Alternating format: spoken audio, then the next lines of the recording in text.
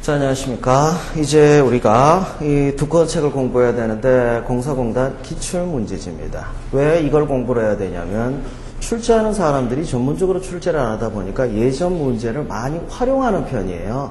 그래서 그 문제가 그 문제 같다는 생각이 좀 드실 때가 언젠가 올 겁니다. 그런데 여러분은 그 문제가 그 문제 같다는 생각하기 어려운 게 그 문제를 모르잖아. 그래서 그 문제들을 좀 풀어보자는 겁니다. 자, 그 문제를 푸는 데서 끝나는 게 아니라 어떤 문제가 있다고 하면 유사 문제, 변형된 문제까지 커버하려고 하면 이 문제와 관련된 이론들을 쫙 한 번에 정리하면 한 문제를 풀지만 실제로 3, 4문제 푸는 결과가 나오겠죠. 그렇게 좀 효율적으로 가보도록 합시다. 국립공원관리공단 2013년 출제 문제입니다. 국립공원관리공단의 문제는요, 공기업의 특성이 별로 반영되어 있지는 않습니다. 그런데 시기적으로도 구닥다리 문제라고 하기도 좀 어려운 굉장히 일반적인 문제면서 안정적 문제 유형이에요. 그래서 국립공원관리공단 문제는 국립공원관리공단을 들어가기 위해서 중요한 게 아니라 모든 일반 상식의 기준점이 될 수 있는 문제들이 많이 출제가 되어 있죠. 첫 번째 문제부터 보도록 합시다. 자, 혐오시설, 자기 지역이나 자기 동네 들어오는 거 싫어하겠죠. 문제는 뭐냐면 혐오시설이라고 해서 불필요한 게 아닙니다. 예를 들어서 화장장. 이거 혐오시설 맞죠? 근데 꼭 필요한 시설이야. 없으면 안 돼. 문제는 뭐냐면 화장장이 유치되는 순간 그 동네 땅값이 뚝뚝 떨어진다는 게 문제가 되죠. 우리나라 사람들은요, 자기 이해관계 따지는 게 아주 심플해요. 자기 동네 땅값 떨어지면 무조건 반대합니다. 땅값 올라가면 무조건 찬성합니다. 아주 단순한 논리죠. 자, 이런 게 들어오면 우리 동네 땅값 떨어져요. 혐오시설 들어오는 걸 반대하는 지역 이기주의입니다.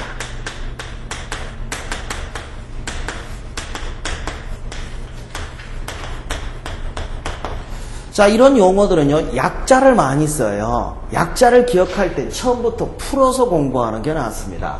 Not in my backyard. 우리 뒷마을, 뒷뜰에는 안 된다는 얘기가 뭐예요? 우리 동네 유치 못하겠다는 거예요. 그래서 답은 3번이긴 한데, 이놈이나 비슷한 얘기가 있습니다. 예를 들어서 아시안게임. 이거 우리나라 모든 지자체에서 다 유치하려고 했어요. 무조건 우리 동네 들어와야 된다는 것도 있죠. Please in my front yard. 핀피 현상을 얘기합니다. 자, 그래서 같이 묶어서 공부하셔야 돼요. 님비 현상의 반대 개념이 핀피 현상이긴 하지만 둘 다 지역 이기주의라는 공통점을 가지고 있죠.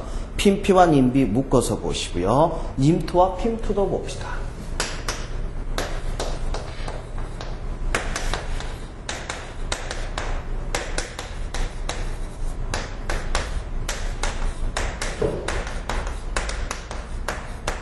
내 임기 중에 무조건 들어와야 된다.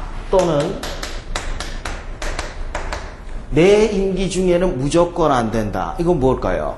지자체장 이기주의가 되어버렸죠. 지자체장이 계속해서 연임을 하려고 하면 혐오시설은 못 들어오게 해야 되고 좋은 거, 지역경제에 도움되는 건 무조건 들어오게 해야 되겠죠. 그래서 핀투 현상, 님투 현상은 지자체장의 이기주의 또는 공직자 이기주의라고 보시면 됩니다. 같이 묶어서 기억하도록 합시다.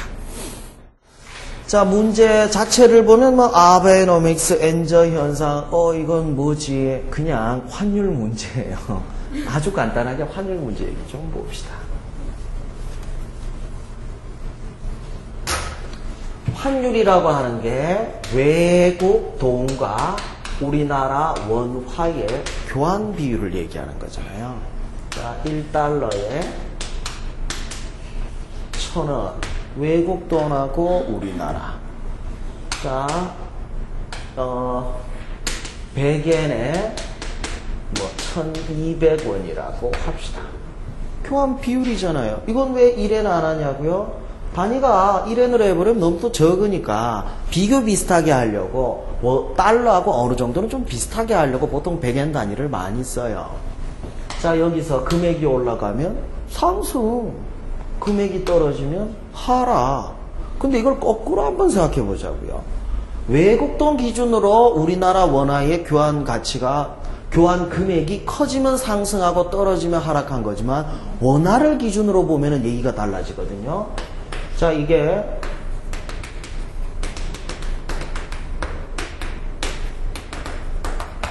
달러나 엔화 위주로 보면 이렇게 되죠. 근데 거꾸로 얘기해 봅시다. 1달러 1,000원 하던 게 1달러 500원이 됐어요. 전에 1,000원하고 1달러가 교환됐는데 500원하고 1달러가 교환되면 원화의 가치는 올라간 거예요? 떨어진 거예요? 1달러에 1,000원 하던 게 1달러 500원 하면 원화의 가치가 커진 거죠. 그럼 원화 1,000원이면 2달러로 바꿀 수 있잖아. 원화가 그만큼 힘이 세진 거겠죠. 그래서 환율 상승, 환율 하락을 원화 기준으로는 평가절하, 평가절상이라고 한다는 거예요. 기준점이 조금 다르죠. 자, 이렇게 됐을 때 영향관계에 대해서 간단하게 정리해 봅시다.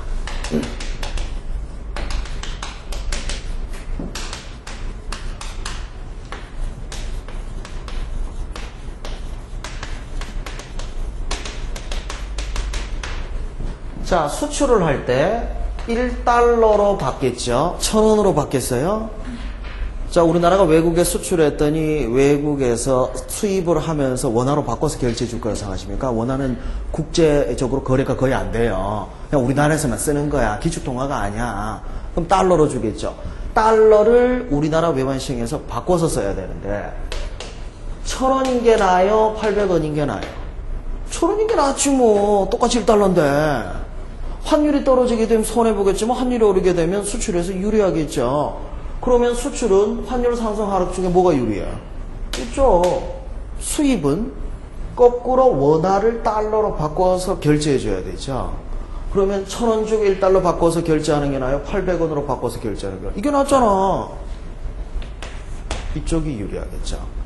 자, 우리가 수입하는 제품 중에서 가장 물가에 큰 영향을 끼치는 게 뭐라고 생각하세요? 석유. 자, 유가는 그러니까 국내 석유 가격은 수입된 원유 가격하고 반드시 연동될 수밖에 없겠죠. 자, 그러면 물가는 어떨 때 유리할 수밖에 없어요? 수입되는 게 많으니까 원자재는 대부분 수입하잖아요. 그래서 이쪽이 유리해요. 수입할 때 유리해야 물가도 더 유리하죠. 안정화된다고 얘기할 수도 있겠죠. 자, 해외여행할 때 원화 달러로 바꿔야 돼요. 환율 오르면 해외여행 취소합니다. 당연히 그건 알잖아. 해봤잖아. 환율 막 떨어지면 없던 돈 내서라도 가려고 하죠. 자, 외채 부담입니다. 외채 어차피 외화로 갚아야 돼요. 그럼 뭐가 유리하겠어요? 환율 떨어졌을 때. 어라? 수출 말고 우리 유리할 거 아무도 없네. 맞아요. 근데 우리는 수출로 먹고 사는 나라다 보니까 수출 안 되면 큰일 나. 그래서 환율이라는 게 적정 수준을 유지해야 되는 게 너무 높으면 물가가 문제가 돼요. 너무 떨어지면 수출이 문제가 돼. 에이씨, 그러면 원화를 국제적으로 거래되는 기축통화로 만들면 되지 않냐. 내 말이 그러고 싶어. 못 그러는 게 문제죠. 미국 봐. 얼마나 부러워요. 경제 안 좋으면 어떻게 해. 달러 찍어내면 되잖아. 걔들은 그랬대. 국제적으로 가장 많이 쓰는 외환이 달러니까.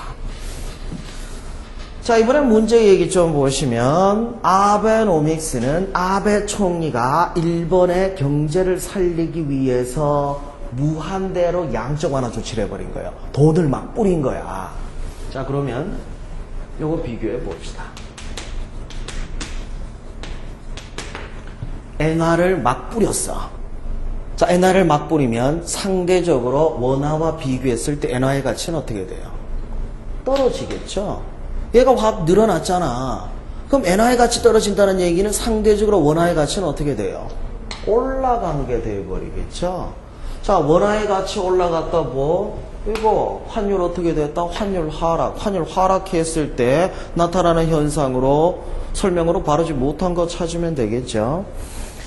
자, 엔저 현상으로 일본 상품의 수출 확대에 큰 도움이 되겠죠. 이것 때문에 아베노믹스 노린 거예요. 일본에서 수출 많이 하려고. 수출 수입도 잘 보셔야 되는 게 일본으로 수출하는 거하고 일본이 수출하는 거하고는 반대 개념이에요. 자, 그러니까 일본 상품이 수출하는 거에서는 유리할 수밖에 없죠. 자, 1번 내 수입 물가가 상승될 수밖에 없죠. 그죠? 자, 물가 뛰면 어떻게 돼요? 소비 심리 떨어지겠죠. 아시아 통화가 약세를 보일 것이다. 자, 상대적으로 엔화의 가치 떨어지면은 다른 아시아 국가의 통화의 가치는 어떻게 돼요? 올라갈 거 아니에요. 그 얘기잖아. 자, 그리고 4번 얘기 좀 보도록 합시다. 엔화 부채가 많은 기업의 부담이 커지게 된다. 자, 엔저 현상으로 원화의 평가 절상이 일어나게 되면 엔화 부채가 있는 기업의 경우 유리해지게 되죠. 부담이 커지는 게 아니라 줄어들게 되죠. 그 얘기예요. 그래서 답은 4번이죠. 이게 문제가 어려운 게 아니라 아베노믹스 때문에 헷갈리는데 그것만 정확하게 보면 돼요. 원화의 가치가 떨어진 건지 올라간 건지 비교되는 외국 화폐의 가치가 올라간 건지 떨어진 건지 그 관계만 이해하시고 여기다 갖다 놓으면 돼 그냥.